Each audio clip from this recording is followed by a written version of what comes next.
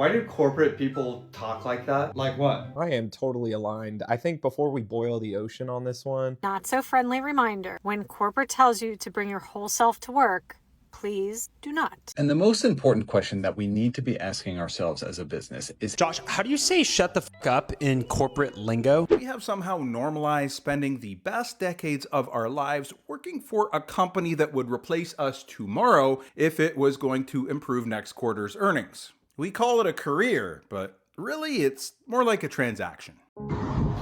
So, a coworker died at work today. We were all in the break room waiting for the manager to come in, and he said that it was the hardest decision he ever made, and we're going to stay open. And I stood in the spot all night on my shift where this employee passed away. So, my advice to you is to take that PTO. Take every goddamn vacation second you have. This place, these places, work doesn't give a about you.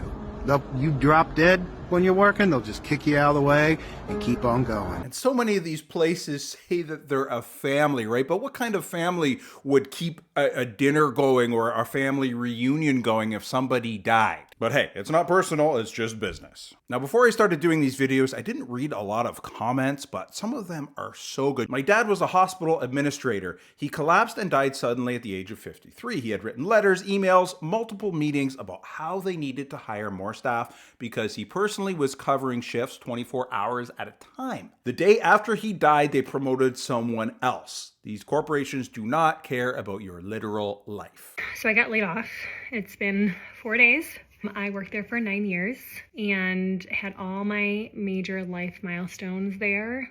Take advantage of all the benefits your company offers you. Negotiate for more days. Take your maternity leave. Take your full paternity leave, because at the end of the day, all they care about is their bottom line. As soon as that starts to suffer, they are not going to think twice about laying off as many people as they need. Yeah, definitely don't kill yourself at work. And look, I can speak to the taking paternity leave. I'm an older dad. I'm getting dangerously close to 50 and recently had my first child. I took 6 months off from my day job. This isn't my full-time job. And it was a fantastic experience. So as you probably assume, I agree with most of what she says. However, the ironic thing is that if you take everything that you're contractually entitled to, you are probably more likely to be targeted for a layoff. Comment from one of you that took a permanent leave. I just left corporate, best thing I have ever done. And I'm seeing more clips like this. Laid off at 37, decided she wasn't going to pour herself into another corporate gig that would just cut me loose on a random Tuesday with a 6 a.m. email. And she leaves a longer caption down below. I won't read all of it, but 30,000 people laid off from Oracle. That was earlier this year. And yet they just hired a new CFO with a $950,000 salary. Well, hey, they must be really good at their job, right? And people ask why I don't just go back into the corporate system. I think it's quite obvious at this point that they don't give an F about you and us, and there is no job security. So why work your ass off to create wealth for someone else? And this whole movement away from corporate, I mean, traditionally people would say, oh, well, if you're gonna start your own business, there's more risk with that. But as we're seeing, there's less job security in the corporate world. Maybe doing your own thing is safer now. Another comment from one of you, great one and very applicable right now. Don't go into debt no matter what, so you can save and take the leap when it gets to be too much. Most jobs list the job duties also with other duties as directed by management. That's how they get by with dumping more on you. And what are all these companies saying the reason is for the layoffs, or a lot of them anyway? and the most important question that we need to be asking ourselves as a business is, how do we better leverage AI, right? Because you guys come to me with a lot of questions. Oh, why can't I get a raise? Oh, why is the business failing? Oh, why have we laid off 35% of the company in the last 6 months? When really the question you should be asking is, how do we better utilize AI? Because when you're thinking about really being disruptors in the space, the future is AI. None of you are the future. Yeah, look, I've done other videos where I talked about AI and all of the layoffs attributed to AI. In my opinion, at least, a lot of these companies were using AI as an excuse. As we have been seeing, they're hiring a lot of people back. Are they hiring them back at lower salaries? Definitely something I'm going to have to look into in the future, but it certainly feels like to me, and I've seen a lot of other comments as well, people feeling like, the AI layoffs are really just to get leverage over people. The workers were gaining more power, able to work from home, salaries were going up, and of course the companies didn't like that. And what's the perfect excuse to get rid of a bunch of high-paid, experienced people? AI. What's another thing these companies are doing to take back power? Return to office, right? And I've spoken about before how hybrid environments actually produce the best results. But anyway, comment from one of you that speaks to this. My husband's ex-job had a full return to office policy implemented after 5 years of remote work. 200 odd people turned up and there were only 97 desks in the office. I've read this one before. It was so good. I just had to read it again because that they thought they were going to be able to lay off, or they thought, 100 or so people were going, or 103 people at least, were just going to refuse to return to the office and were going to quit. And what have a lot of people referred to RTO, return to office, as quiet layoffs. Not so friendly reminder. When corporate tells you to bring your whole self to work, please do not. When they say, "What'd you do this weekend?" You don't tell them that you were dancing on bars or that you were knitting sweaters for your 10 cats. You say, "I kept busy." When Big Boss Boomer John starts hysterically laughing at his own jokes, just laugh along with him. You don't need to tell him that joke didn't land. Everybody knows. Because here's the thing. Corporate isn't real. This isn't reality. We're all acting and we're all on stage. Yes, don't be yourself, or should I say, be a watered down professional version of yourself. Oh, and also be more emotionless. I don't wanna. My calendar. What the fuck? I have 10 meetings today? No one is this important. I should definitely not be this important. Here on slide 17, the top projections were actually... Why is John asking me this? I have no idea. No one knows the answer to this. I wish she showed the juxtaposition of her on one of those Teams call and the difference between that and how we just saw her. The comments under that clip were great. I got to read a few, and I have more from you guys. I got a promotion at work last November, and I'm thrilled, but also people listen when I talk. I'm an idiot. Why do they all take what I say so seriously? Another one is great. It's a quote. Let me know down in the comments if you know where this quote is from. I don't recognize it, but I somehow became important at work and it's ruining my life. One more comment. I have so many meetings, I literally don't have time to do my actual work. How many meetings don't actually have to happen with email? We can really get a lot done without ever sitting a whole bunch of people together when they don't really need to be spending or wasting that time. And besides meetings, just getting back to how fake or how we have to act a certain way, like a more professional, less emotional version of ourselves. Why do we do that? Well, one reason this woman describes pretty well. Trust me, it's worth it to stick around for it. This comment section is your new guide to surviving a corporate job. Trust nobody. Document everything. Take lunch from 1 to 2 p.m. Most people take lunch from 12 to 1 p.m., so by doing this, you'll have 2 hours of unbothered time. Be likable. That's really it. It will get you further than anything else. Pomodoro method. That time be flying. What is that? This is the Pomodoro technique if you want to screenshot it. I don't know. I'm hiding in the bathroom right now. Not a lot of happy people in the workplace, it seems. Gallup backed this up. I spoke about it recently, so I'll be brief. 1 in 5 employees worldwide are actually engaged at work. Employee engagement has now fallen for 2 consecutive years after reaching record highs just a couple of years ago. Honestly, it's not hard to see why. One great comment under that video from an HR manager: don't trust people, don't overshare, document everything. I think those are really wise words. Your coworkers aren't your friends unless you leave and keep in touch. HR isn't anyone's friend and can't do anything without documentation. Be professional, send emails summarizing all chats, meetings you have, never apologize. You can own a mistake without apologizing. Somebody replied, which might even be a better comment: I work in the healthcare sector and the most important thing I've learned is If it's not written down, it didn't happen. Documentation is so important. And it's so easy these days to document everything with AI, right? One more comment, short and sweet. Act as if you're wearing a wire when socializing. Oh my God, there's two more that are amazing. Sorry, I have to read just two more. I never use the restroom on my breaks. My company pays for that bathroom time. Thank you very much. And one more in line with that. Boss makes $1, I make a dime, and that's why I poop on company time. I can't think of a segue after that, so I'm just going to change the subject and say that, hey, for people who get caught daydreaming while they're on Teams calls, this is for you. So, Christian, what's your thoughts on that? Yeah, I am totally aligned. I think before we boil the ocean on this one, we should circle back on the core synergies and make sure we're not chasing low-hanging fruit at the expense of, the bigger play, right? Right. Let me follow up offline with a quick recap, and we can resync once everyone's had a few cycles to look over the larger initiative. Wow, that sounds really great, Christian. All right, yeah. I have to go right to the comments again, sorry, but they are great. How to say something while saying absolutely nothing. That's what I was going to say.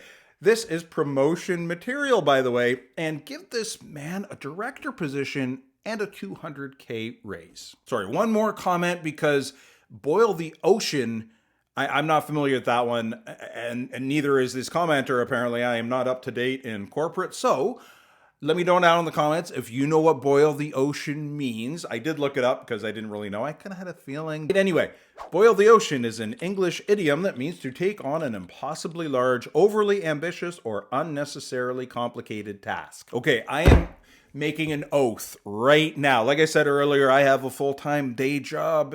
I work for a fairly large corporation, mid-size corporate. One of the good ones. I like my job at least. I'm never going to say boil the ocean inside or outside of work ever, I swear, unless it's going to give me a significant pay bump. But I love the corporate jargon, so let's cover some more. I touched on this one earlier. We're a family. Translation, we'll ask you to sacrifice like a family, but then lay you off like you're just a line item in a spreadsheet. Why? Because, well, we're flattening the organization. Congratulations, your manager got fired. Now you report to 3 people. Because, hey, we needed a more lean organization. Translation, we canned 30% of our staff. Each of those remaining 70% do the job of 2 people. Because we were just right-sizing. It wasn't layoffs, just right-sizing. Hopefully the newly unemployed can right-size their finances. But ultimately we had to let these people go because we're investing in AI. Translation, we're seeing how many people we can eliminate and later quietly start rehiring because the AI isn't doing what we thought it was going to do. Josh, how do you say shut up in corporate lingo? Appreciate your input. Let's circle back to that at a later time. I feel like we could be a little bit meaner, but okay. Hey, oh, perfect. There's a whole quadrant of them. Hey, Will, how do you say shut in corporate lingo? I really appreciate that input, but let's circle back on that. Cade, how would you say the same thing? I think just a simple like got it. Got it, period, or just got it? No, you gotta put the period in there. You said that to me like 3 times today. But we're not doing that to clients, right? No, never. Dan the man, how would you say shut the corporate lingo? I'll be right back. He says it on Slack like every day. What the hell? You know what I'm thinking of now when I'm in these corporate meetings, what the people are actually saying, I would like to see a caption under that, explaining what they actually mean. I'm just going to read one other person's translation of that. Should I need any more input on your end, I will be happy to reach out. There is no circling back. The conversation is over. In my first corporate job, many of my one-on-one meetings consisted of my manager telling me to be more efficient, seeing how many pieces of corporate jargon they could squeeze into our call. They never took the time to understand my perspective. Even worse, they would key in on top performers and tell me to be more like them without letting me know what attributes they found in them to be promising. If you want to improve your career trajectory, but need to figure out if your manager is actually holding you back, say these 8 words in a neutral, curious tone. I might have diarrhea soon. Can I leave? I should have shown that video after I showed the comment from the guy who poops on company time. Anyway, because he only makes a dime. I had to throw this one in there because it made me think of some managers I had in the past, the distant past. No one that would ever see this video, it would never come back to me, but they were either one, bad at their actual job, like, the technical aspects of it, or they were just bad at managing people. I don't know how they got into the position, maybe because they were likable, to the people above them. But those managers, those types of managers that I just described, how do they get by in their job? Well, let's have a look. We just kind of refocus the group here, right? As we are now at the halfway point in the quarter, the question becomes, okay, how can we strategically roadmap a more robust execution framework to optimize our work streams for the most feasible unlocks? Yeah, Right? I couldn't have said it better myself. And if I could add another layer here, right? If we're going to carry out a much needed rebound in the Q2 cycle, we may need to evaluate leveraging a more granular, boots on ground approach to move the needle long term, right? Because it's paramount we address Yeah, that. go ahead. And if I can kind of point us through a path forward lens here, right? Totally. I think it's critical that we realign around our North Star to ensure that cross-functional teams are in lockstep for this consequential sprint to quarter close, right? Because I think it's like all out there. And if I could springboard Go ahead. off that real quick, Spot our on. direction for the terminal half of the secondary fiscal quadrant needs to be ironclad. We need to lean on our core competencies, key drivers, and primary levers. Yes, the spewing of the corporate lingo. It's a beautiful thing, really. Just say a bunch of widely accepted workplace terms that in some situations sound very intellectual but can have multiple meanings, all the while never actually describing how you or the organization is going to get to the end point that you are also ambiguous about. Your corporate jargon. Stop talking in buzzwords and say what you mean. Saying words like circle back, leverage, and synergy does not make you smart. Fancy corporate words are only for people who have no idea what the they are doing and want to avoid responsibility. You are not dropping the ball. You are not reprioritizing actionables. You are say it like it is. We can simply talk like normal people. So your need to move the needle and take your frameworks, your end-to-end scalables and low-hanging fruit and shove it up. I can't believe this one didn't get more views. Maybe was that AI? I couldn't tell. I watched it several times. I think I'm going to have to circle back and check out their profile to make sure. A couple of comments onto that video were great too. They follow up beautifully. But Master, I don't know how to drill down on actionable deliverables and pivot towards a holistic paradigm. Is it a cross-functional scalability problem? I need your help. One more, and a warning to those out there who are thinking about incorporating this into their day-to-day if they haven't already. I tried this once and they put me on a performance improvement plan. But let's talk about the term circle back, because I have one translation that I think applies in a lot of cases. I'm hoping you forget. Yo, Cruz, can I ask you something? Yeah, what's up, buddy? Why do corporate people talk like that? Like what? Let's circle back, align on key action items, and drive impact. Why don't they just speak normally? Because in corporate, normal words are too dangerous. Dangerous? Yeah, because in corporate, if you say what you actually mean, then people will understand and then you'll be accountable. Okay, so what does circle back actually mean? Oh, that's easy. It means I don't know right now, but I'm hoping you forget. Why not just say I don't know? Because then everyone knows you don't know. Okay, and what does alignment mean? Everyone nodded on the Zoom call. So everyone agrees. That means cameras were on and heads moved. Bandwidth. That means I'm busy. And action items? Homework from a meeting that should have been an email. Meeting creates more work. Yep, that's how meetings reproduce. Okay, first of all, I did not know in that clip, or I guess I forgot. I researched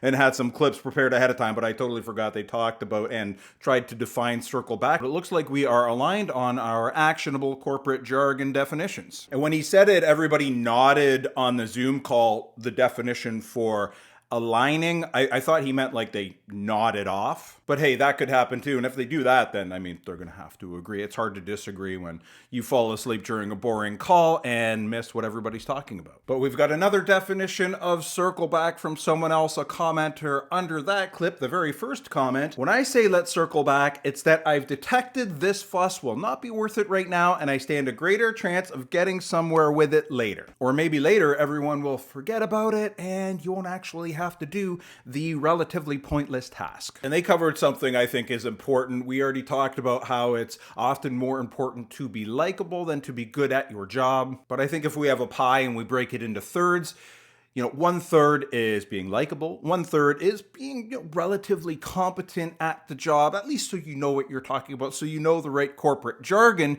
to use. But then the other third, like they touched on, be confident. Is the pie missing anything? Let me know what you think down in the comments. I'm Adam, and I'd like to circle back. I'd like to address something I've spoken about before. Here at Nomo Kojo, we free people from pointless buzzwords. Nomo Kojo? No more corporate jargon. Say it a different way. Make significant improvements. Yes. Well done. Corporate jargon is meaningless. We just want people to say what they actually mean. I don't even know what it means.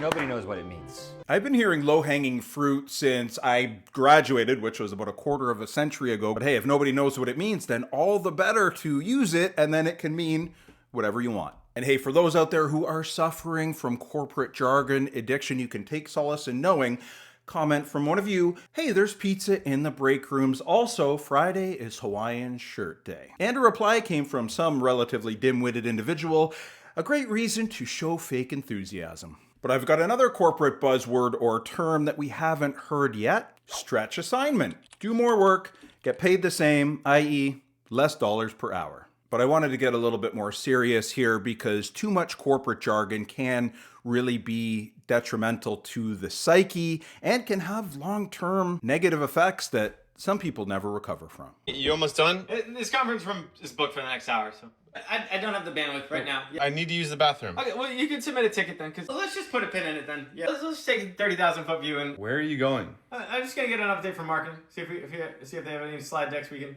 Okay, maybe the corporate jargon isn't that detrimental to our psyches, but I really think the corporate life is detrimental to our bodies. We're supposed to be moving around, hunter-gatherer kind of idea, right? Maybe if we circle back to the first clip, which was more serious, the guy who had to work in place of the other, dead person, it sounded at least like he got to move around. That's probably better for you than one of these corporate jobs where you're sitting or standing or maybe even walking at a computer. Maybe this is why many workers these days, especially young ones, at least in my view, they have this attitude. Working calmly because the company isn't mine. I'm 100% replaceable. Stress makes me sick and nobody's handing out awards for burning yourself out. And this is a great time to read another comment. It's a little bit longer. I didn't read it earlier, but it was a fantastic, crazy, actually, and a very seriously serious reply to that first comment we saw about the hospital administrator who had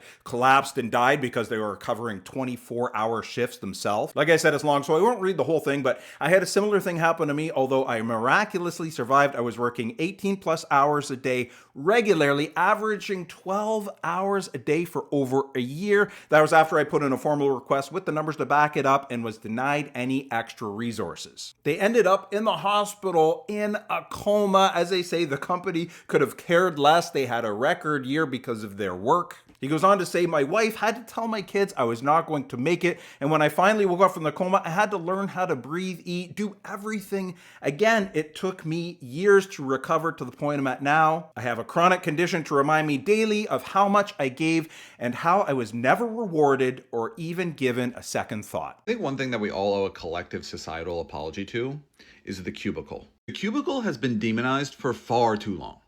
Oh, you don't want to rot away in your cubicle. Oh, you mean my own private office? The cubicle was not the enemy. It was everything that was happening around the cubicle. The corporate soul suck was the problem the whole time, and the cubicle offered you a layer of protection. Because this is what companies subbed it with. The open concept.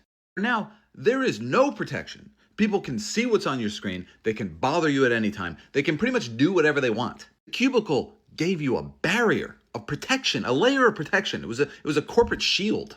And this is back when there was not that many things to distract you with. You just didn't want somebody to walk in and see you playing Tetris. Now there's way more things that you want to be able to get away with that you can't. Like you don't want people to be able to see that you have an OnlyFans account because this job doesn't pay enough for you to afford your mortgage. But they can. If you've seen my videos before, you know that I typically show a lot more stats and research behind the videos or to back up my point. So I did a little bit of research on the cubicle. I'll keep it short because I agree it's not the most fascinating thing or most fascinating topic, but it was pretty interesting what I found. Because the open concept is designed, I guess, to bring people together, or maybe so that management can see exactly what everybody's doing on their computer, make sure they're not, on their OnlyFans account or applying for other jobs. When many businesses switched to the open concept, they were hoping that people would collaborate more, but they actually found out people talked less. So less face-to-face discussions and actually more emails and text messages. I'm not sure if they controlled for all variables, because if you're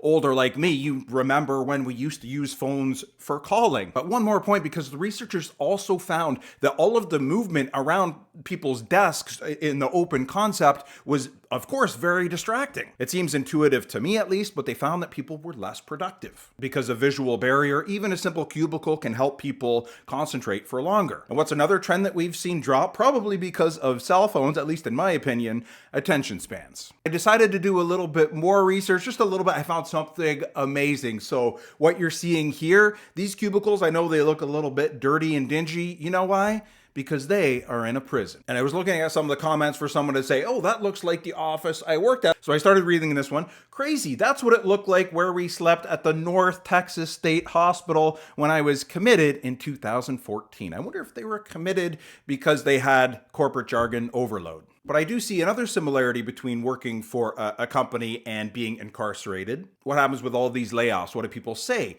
They're just a number. Well, that's exactly what you get when you're in prison. But getting back to the corporate jargon real quick, one I wanted to cover, resource optimization. Well, if people aren't considered a number, what else are they considered? Rather than, of course, a person, which I think is relatively rare these days, a resource. But let's check out another clip, really short one, an example of when your boss asks you to share your screen. Finding it. It take you that long to find it? It does. Yep, closing out all the job boards. His manager wanted to see his screen. Maybe they are a micromanager, which reminded me of a comment from one of you. I work for big corporations. The micromanaging sucks. If you have never had a job, it's wonderful. But small corporations are more family-like if they are not beholden to shareholders. Because as we spoke about before on this channel, many of these corporations, especially obviously the publicly traded ones, they're beholden to their shareholders. The shareholders are more important than the employees and even the customers. Boy, am I starting to see a shift in the way job descriptions are written on job postings.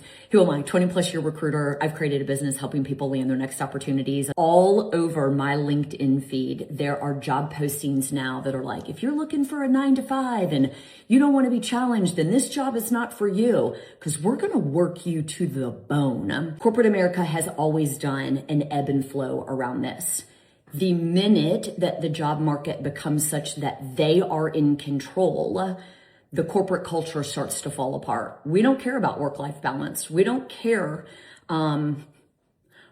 about you in the big scheme of things. Yeah, I've covered the alarming levels of burnout going on these days on a previous video, so I'll leave a link down below. But I do start to think, is it really that jobs are getting that much more difficult, or are we as a society just getting softer? It's probably a little bit of both. There's definitely a shift that's gone away from the work-life balance. And as we see in the job market right now, people looking for jobs, we see sometimes hundreds or thousands of applications, and they're out of work for long periods of time. It's definitely an employer's market right now. But one of the comments under that clip is crazy and very much in line with the one person or the couple people who died on the job, and the other comment from the person who is in the coma. I just resigned. I worked 60 to 80 hours a week in a very intense role. The stress made me permanently sick and put me in the ER. They can kill someone else. I'm not going to die for a company that is still asking for reports while I'm on the ER bed. But seriously though, not all office or corporate jobs are this bad. A lot of them are still cushy. And as that earlier clip spoke to, the corporate world ebbs and flows.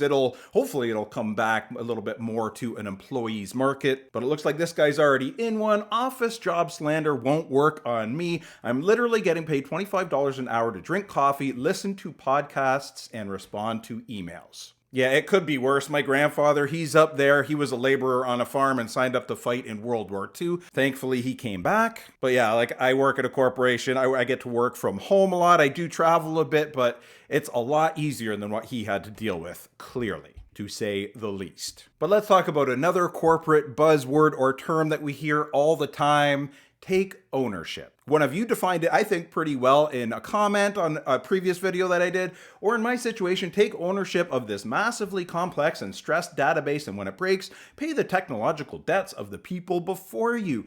And also, please collaborate to update these 36 trackers. Having an email job is so embarrassing because I will be talking to friends who have actual meaningful jobs, who are working in an ER or teaching the next generation of like America's youth. And I tell them I had a bad day because I had to send a big email. Yeah, it could be so much worse. I just make fun of the life that I know, and my stressful days are very similar to that. I had a difficult conversation with a customer who was upset because a job or a part was late, or I saw a review from another customer who was less than pleased with our performance. Speaking of performance, let's talk performance reviews for a moment. Another stupid corporate buzzword or term that I only hear in the corporate world: meets expectations. One of you defined it pretty well. Meets expectations equals don't dare ask for a raise. One more clip I wanted to cover because it kind of puts me in my place and puts things into perspective. Yeah, corporate America sucks, but there are literally 3.5 billion people on Earth who don't have access to indoor plumbing and would kill for a desk job where they click-clack absolute nonsense all day. So I'm gonna sit with that for a second. There are a lot of benefits to the corporate life. Well, the actual benefits are dwindling quickly, so maybe the perks are less beneficial than they used to be. But one of the comments under that clip kind of summarizes things pretty well. Corporate America problems are real, but I'm blessed to have those kind of problems. Let me know what you guys think down in the comments. If you haven't subscribed, I put out videos like this on a regular basis. If you have the bandwidth to watch any more videos, YouTube thinks you're going to like this one. If you know anyone who liked the one that you just watched, please share. I hope to see you again here soon. Bye for now.